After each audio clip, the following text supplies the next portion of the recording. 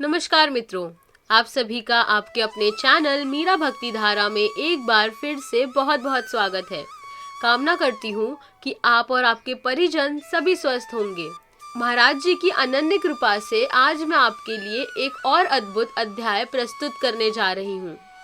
मित्रों, जीवन में हम सभी कभी ना कभी ऐसे दौर से अवश्य गुजरते हैं जब कुछ कठिनाइयाँ ऐसी आती हैं जिनका अर्थ समझ में नहीं आता। जीवन में ये समझना बड़ा कठिन हो जाता है कि अब ये राह हमें किस ओर ले जाएगी और मंजिल हमें कब मिलेगी। ऐसी असमंजस की स्थिति में हम अक्सर अपना धैर्य खो बैठते हैं और जब मनुष्य धैर्य खो देता है तो निर्णय लेना और भी ज्यादा कठिन हो जाता है। कोई भी निर्णय लेना इतना कठिन हो जाता है कि जो सरल होता है वो भी बड़ा दुर्गम नजर आता है। ऐसी स्थिति में हम क्या करते हैं?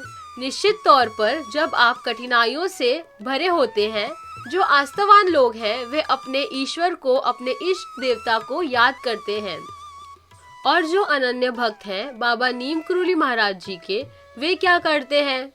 ये बहुत ही सरल है। इसका प्रति उत्तर हम सभी जानते हैं कि जब भी हमारे जीवन में कोई कठिनाइयाँ आती हैं तो हम बाबा नीम करोली महाराज जी के चरणों की ओर चले जाते हैं। हम महाराज जी के चरणों में नतमस्तक होकर महाराज जी से गुहार लगाते हैं कि हे बाबा नीम करोली महाराज जी, इस कठिन समस्या से निकालिए, इस कठिन समय से हमें निकालिए। हम फंस चुके हैं, कोई और छोर नजर नहीं आ रहा, किसी पर उम्मीद नहीं है, कोई साथी इसका नजर नहीं आ रहा, हमें अब इस परेशानी से निकालिए। ये वह बात है जब हम फंस जाते हैं और बाबा नीम करोली महाराज जी के पास जाते हैं और भावुक तौर पर हमें ऐसा ही करना चाहिए। वैसे तो ईश्वर को हमें निरंतर अपने हृदय में रखना चाहिए। महाराज जी को अगर आप अपने हृदय में स्थान देंगे तो महाराज जी आपसे कभी दूर नहीं हो सकते। ये बाबा नीम करोली ही जानते हैं और जानता है हमारा मन। हम क्या करते हैं? कठिन परिस्थिति में बाबा नीम करोली महाराज जी को याद तो कर लेते हैं, लेकिन आप जानते हैं कि जब कठिन परिस्थितियां आती हैं, जीवन एकदम ओझल हो जाता है। धीरे धीरे जब हम अपने जीवन से जुड़ने लगते हैं, यानी अपनी परेशानियों को धीरे धीरे हल करना शुरू करते हैं, किसी न किसी माध्यम से हमारी परेशानियां हल हो ही जाती हैं, क्योंकि समय परिवर्तनशील है। जैसे आज कठिन समय है, वैसे ही धीरे धीरे वह कठिन समय भी गुजर जाता है और किसी न किसी माध्यम से महाराज जी आपको परेशानियों से निकालते ही निकालते हैं।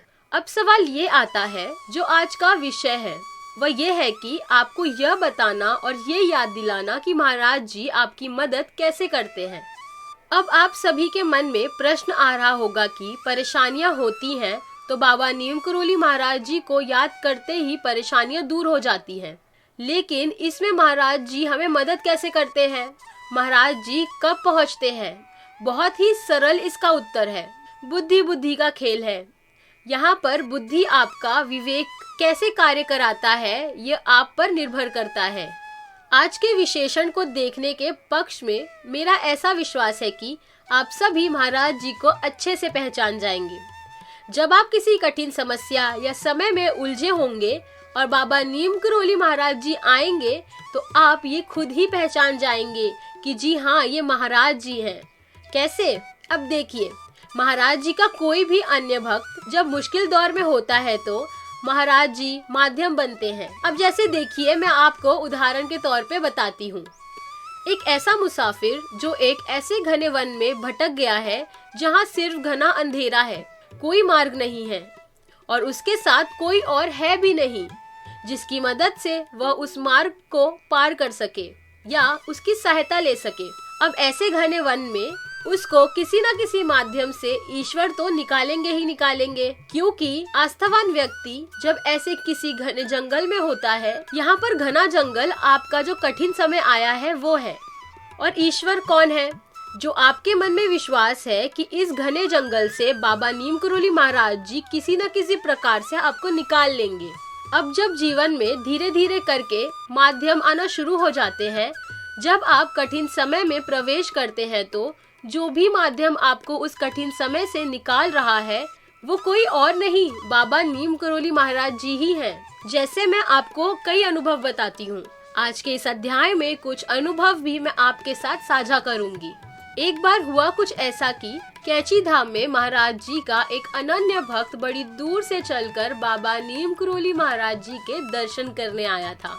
लेकिन हुआ कुछ ऐसा कि जब बाबा नीम करोली महाराज जी से आदेश प्राप्त हुआ जाने का, तो अंधेरा इतना हो गया था कि वहाँ पर कोई गाड़ी की सुविधा नहीं थी। तो वह अनन्य भक्त मन पर विश्वास रखकर बाबा नीम करोली महाराज जी का नाम लेकर घने जंगलों से विचरण करते हुए अपने गंतव्य की ओर जाने लग जाता है। मन में विश्वास था कि बाबा नीम करोली महाराज जी हैं तो सब कुछ संभाल लेंगे और मुझे कुछ भी होने नहीं देंगे। और आप जानते हैं, कैची धाम के जंगल, बाप रे बाप, जहाँ पर जंगली जानवरों का भी बहुत ही भय सताता है। लेकिन मन में महाराज जी का विश्वास था कि निकल जाऊंगा, बाबा नीम करोली महाराज जी पहुँचा भी देंगे। तो जब जैसे जैसे वह जंगल में बढ़ता चला गया, तो वह देख रहा था कि जंगल में इतना सन्नाटा और ऐसा घना अंधेरा था जो उसे भयभीत कर रहा था। तब उसे जंगल में एक वृद्ध व्यक्ति दिखाई देते हैं। वृद्ध व्यक्ति को देखकर वो पहले तो बहुत ही घबरा जाता है, क्योंकि आप जानते हैं कि इस घने जंगल में जहाँ सिर्फ और सिर्फ आप ही चल रहे हो, अचानक से कोई भी दिख जाए, तो मनुष्य हो, वृद्ध हो, बालक हो या स्त्री हो, तो पहली बार में मन में भय ही आता है कि ये है कौन। तो उस अनन्य भक्त को वृद्ध मिले और जैसे तैसे हिम्मत करके उसने वृद्ध जन से रास्ता पूछा कि कैसे निकल सकते हैं यहाँ से। तो वृद्ध जन ने एक ऐसा मार्ग बताया जो बहुत ही सुरक्षित था, जहाँ से बड़े आसानी से वो उस जंगल को पार करके मुख्य मार्ग तक पहुँच सकता है। जैसे ही उन्होंने मार्ग बताया, वह अनन्य भक्त कहने लगे कि बाबा नीम करोली महाराज जी, आपने मुझे मार्ग बताया, आपका बहुत बहुत धन्यवाद। धन्यवाद देने के लिए जैसे ही मुड़ता है तो उसे पता चलता है कि वह कोई वृद्ध जन नहीं था और उसके मन में सीधे सीधे यही विचार था कि कोई और नहीं, मेरे बाबा नीम करोली महाराज जी ही थे। तो ये था एक सूक्ष्म उदाहरण। अब आते हैं वर्तमान स्थिति में, वर्तमान के अध्याय पर। यह उदाहरण मैंने आपको इसीलिए दिया है क्योंकि जब भी आपके जीवन में कठिन दौर आता है ना, जब अंधेरा नजर आने लगता है और कोई मार्ग नजर नहीं आता, तो जो भी पहला माध्यम आपको अंधेरे से यानी कि आपकी कठिनाइयों या कठिन परिस्थितियों से निकालता है, वह माध्यम कोई और नहीं, स्वयं बाबा नीम करोली महाराज जी ही होते हैं। इसीलिए मैं आपको ये कहना चाहूंगी कि जब भी कोई कठिन समय आए, तो पहले तो अपने मन में आप ये घर कर लीजिए कि ये कठिन दौर जो आया है, इससे कोई और पार नहीं निकल सकता, स्वयं बाबा जी ही निकालेंगे। मन में विश्वास होना चाहिए कि महाराज जी इतने दयालु हैं कि अपने भक्त का हाथ कभी नहीं छोड़ते, कैसी भी परिस्थितियां आए। तो आपको मन में विश्वास ऐसे ही मजबूत सदैव रखना है। और देखिए, मैं आपको एक बात बोलूंगी, आपको मेरी बात बड़ी अटपटी लगेगी कि हमें दिल से चाहना चाहिए कि बुरा समय भी जीवन में आए। बुरा समय का अर्थ यहाँ पर है कठिनाइयाँ, क्योंकि जब जब कठिनाइयाँ आएंगी तब तब आपको महाराज जी के दर्शन करने का मौका प्राप्त होगा, क्योंकि कठिन समय में केवल और केवल बाबा नीम करोली महाराज जी आपको दर्शन देने के लिए अवश्य आते हैं। माध्यम कुछ भी हो सकता है, माध्यम एक स्त्री भी हो सकती है, माध्यम कोई बालक भी हो सकता है, माध्यम कोई वृद्ध भी हो सकता है, माध्यम किसी भी स्वरूप में आपके सामने आ सकता है। जो भी कठिन परिस्थिति से निकलने के लिए आपके समक्ष माध्यम आएगा, आपको ये अनुभव जरूर कराएगा कि मेरे परेशानी से बाहर निकलने का यही एक रास्ता था।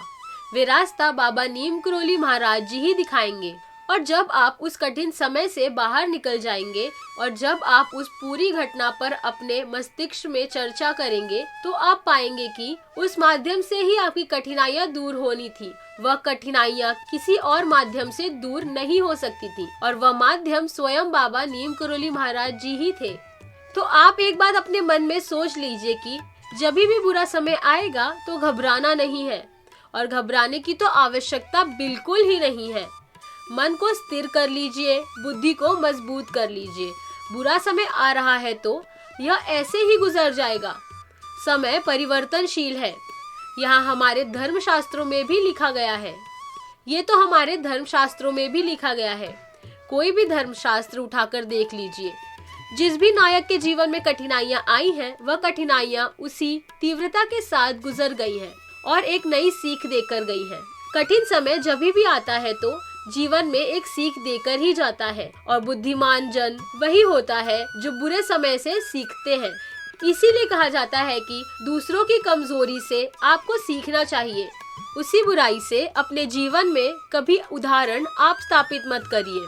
जब आप ऐसा करते हैं तो आप मूर्ख जाने जाते हैं और मूर्ख जनों की श्रेणी में जाते हैं, और मूर्ख जन जीवन में बार बार गलती करते हैं और उस गलती से कुछ नहीं सीखते, शून्य सीखते हैं। और जो बुद्धिमान पुरुष होते हैं वह दूसरों की गलती से सीखते हैं, अपने जीवन में अच्छाई का अनुसरण करते हैं।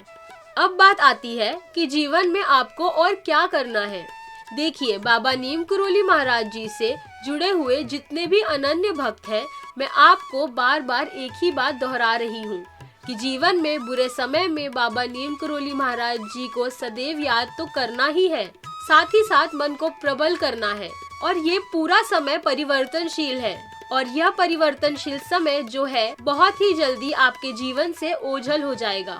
बाबा नीम करोली महाराज जी तो बहुत ही ज्यादा विवश हो जाते हैं जब उनके भक्त के जीवन में कोई भी कठिनाइयाँ आती है। बाबा नीम करोली महाराज जी सब कुछ देख सकते हैं, अपने भक्त की आंखों में आंसू नहीं देख सकते, उसको रोता बिल्कुल भी नहीं देख सकते।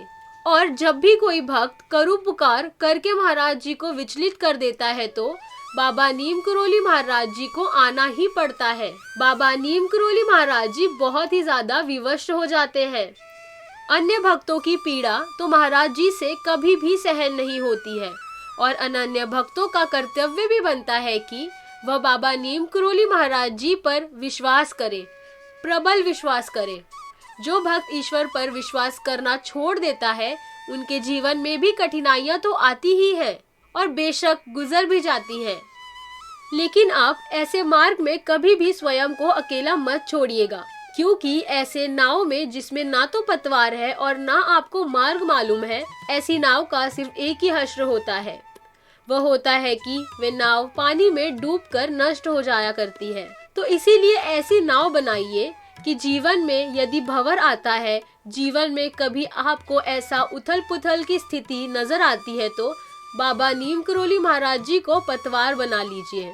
बाबा नीम करोली महाराज जी नाम की जो पतवार है, वह जीवन में आपको सदैव आगे ले जाएगी, आपको भंवर से पार उतारेगी और कृपा पात्र होकर आपके जीवन को बचाएगी, आपको दुखों से निकालेगी, कठिन परिस्थितियों से निकालेगी। इसीलिए मन में विश्वास की जो लौ है उसे जलने दीजिए। विश्वास की लौ जलती रहेगी तो आपके जीवन में समृद्धि, सुख और आस्था का दीपक सदैव यूं ही प्रज्वलित होता रहेगा। आपके जीवन के प्रज्वल से औरों के जीवन में आप उजियारा कर पाएंगे। तो ये था आज का अद्भुत और दिव्य अध्याय। आशा करती हूँ कि अध्याय आप सभी के लिए बहुत बहुत लाभकारी हो। इसी कामना के साथ विदा लेने का भी समय आ गया है। विदा लेने से पहले समय है प्रार्थना का। यही प्रार्थना करना चाहूंगी कि बाबा नीम करोली महाराज जी हम सभी पर अपनी असीम कृपा सदैव बनाए रखे, हम सभी को सम्मति और सद्बुद्धि की प्राप्ति कराए, इस संपूर्ण सृष्टि, इस संपूर्ण लोक का कल्याण हो। इसी कामना के साथ विदा लेती हूँ। मिलते हैं अगले अद्भुत और दिव्य अध्याय में। तब तक के लिए जय श्री राम, सीता राम, जय हनुमान और जय जय बाबा नीम करोली महाराज जी।